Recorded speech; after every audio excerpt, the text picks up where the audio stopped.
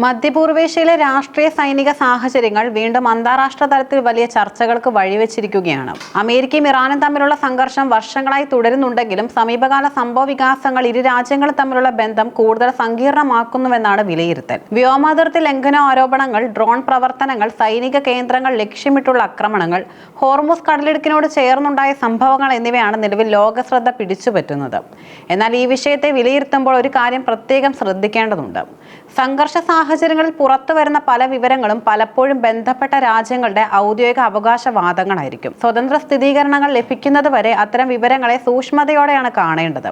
അതിനാൽ തന്നെ അമേരിക്കയും ഇറാനും ഉന്നയിക്കുന്ന അവകാശവാദങ്ങൾ അന്താരാഷ്ട്ര മാധ്യമങ്ങളും വിദഗ്ധരും പ്രത്യേകം പരിശോധിച്ചുകൊണ്ടിരിക്കുകയാണ്. അമേരിക്കയും ഇറാനും തമ്മിലുള്ള തർക്കം ഇന്നലെയോ ഇന്നോ തുടങ്ങിയ ഒന്നല്ല. 1979 ഇറാനിയൻ വിപ്ലവത്തിന് ശേഷം ഇരു രാജ്യങ്ങളും തമ്മിലുള്ള ബന്ധം വലിയ രീതിയിൽ മാറി.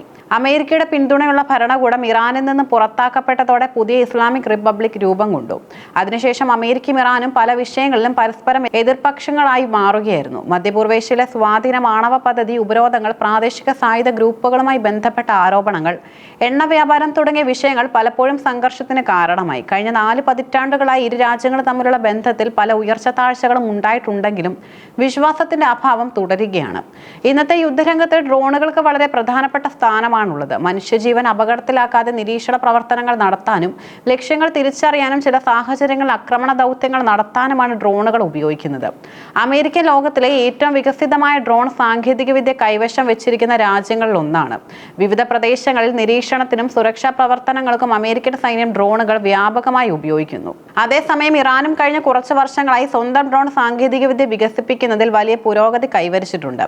മധ്യപൂർവേഷ്യയിലെ വിവിധ സംഘർഷ മേഖലകളിൽ ഇറാൻ നിർമ്മിച്ച ഡ്രോണുകൾ ഉപയോഗിക്കുന്നുവെന്നാണ് റിപ്പോർട്ടുകൾ പലതവണ പുറത്തു വന്നത്.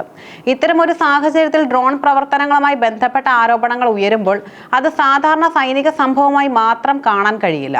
കാരണം ഡ്രോണുകൾ ഇന്ന് സൈനിക ശക്തിയുടെ പ്രധാന സൂചകങ്ങളിൽ ഒന്നായി മാറിയിരിക്കുകയാണ്. ഏതൊരു രാജ്യത്തിന്റെയും ഏറ്റവും പ്രധാനപ്പെട്ട ഉത്തരവാദിത്തങ്ങളിൽ ഒന്നാണ് സ്വന്തം അതിർത്തികളും വ്യോമാതിർത്തിയും സംരക്ഷിക്കുക എന്നത്. ഇറാൻ ഉന്നയിക്കുന്ന പ്രധാന വാദവും ഇതുതന്നെയാണ്. രാജ്യത്തിന്റെ അതിർത്തി ലംഘിക്കുന്നതോ സുരക്ഷയ്ക്ക് ഭീഷണി സൃഷ്ടിക്കുന്നതോ ആയ ഏതൊരു നീക്കത്തെയും ശക്തമായി നേരിടുമെന്ന് ഇറാനിയൻ സൈനിക നേതൃത്വം ആവർത്തിച്ച് വ്യക്തമാക്കാറുണ്ട്. ഇറാന്റെ കാഴ്ചപ്പാടിൽ അവരുടെ വ്യോമാതിർത്തിക്ക് സമീപം നടക്കുന്ന സംശയാസ്പദമായ സൈനിക പ്രവർത്തനങ്ങൾ ദേശീയ സുരക്ഷയ്ക്ക് നേരിട്ടുള്ള വെല്ലുവിളിയാണ്.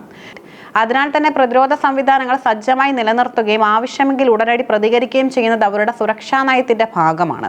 മറുവശത്ത് അമേരിക്കയുടെ വാദവും വ്യത്യസ്തമാണ്. അന്താരാഷ്ട്ര ജലപാതയുടെയും പ്രാദേശിക സഖ്യകക്ഷികളുടെയും സുരക്ഷ ഉറപ്പാക്കുന്നതിനായാണ് തങ്ങളുടെ സൈനിക സാന്നിധ്യമെന്നും അമേരിക്ക വ്യക്തമാക്കുന്നു.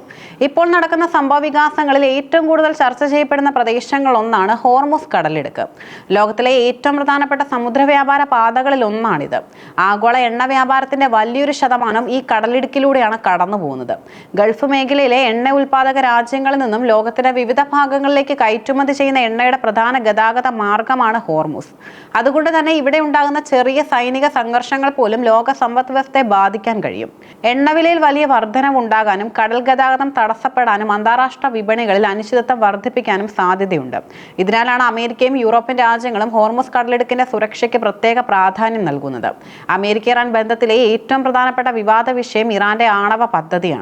വർഷങ്ങളായി ഈ വിഷയത്തെ ചുറ്റിപ്പറ്റി അന്താരാഷ്ട്ര തലത്തിൽ വലിയ ചർച്ചകൾ നടക്കുന്നുമുണ്ട്.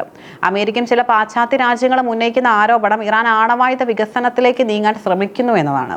ഇത് മേഖലയിലെ ശക്തി സന്തുലിതാവസ്ഥയെ ബാധിക്കുമെന്നും സുരക്ഷാ വെല്ലുവിളികൾ സൃഷ്ടിക്കുമെന്നും അവർ വാദിക്കുന്നു.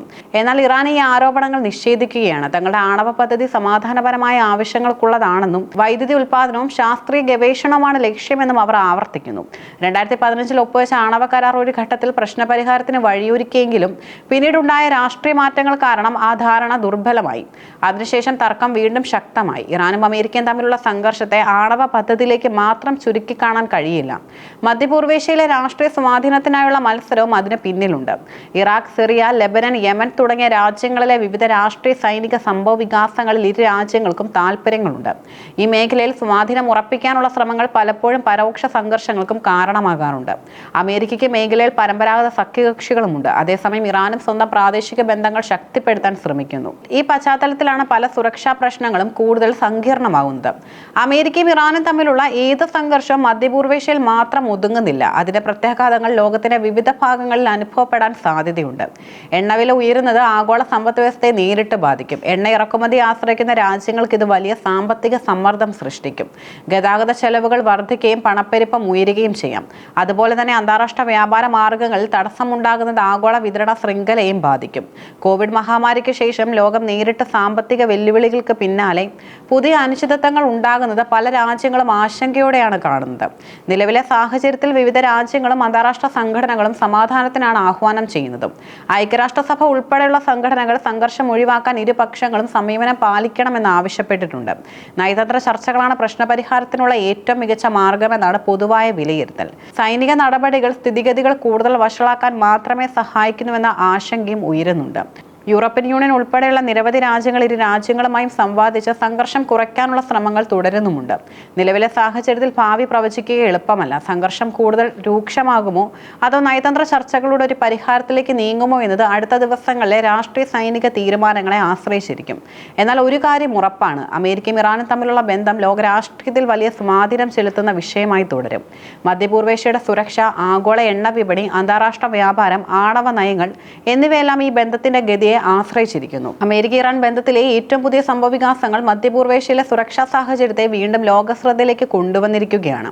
ഡ്രോൺ പ്രവർത്തനങ്ങളെ ചുറ്റിപ്പറ്റിയുള്ള ആരോപണങ്ങൾ, സൈനിക നീക്കങ്ങൾ, ഹോർമുസ് കടലിടുക്കിലെ ആശങ്കകൾ, ആണവ പദ്ധതിയെ ചുറ്റിപ്പറ്റിയുള്ള തർക്കങ്ങൾ എന്നിവയെല്ലാം ചേർന്ന് നിലവിലെ സാഹചര്യം കൂടുതൽ സങ്കീർണമാകുന്നു. അതേസമയം ഇത്തരം സാഹചര്യങ്ങളിൽ പുറത്തുവരുന്ന വിവരങ്ങളുടെ കൃത്യതയും സ്വതന്ത്ര സ്ഥിരീകരണവും വളരെ പ്രധാനമാണ്.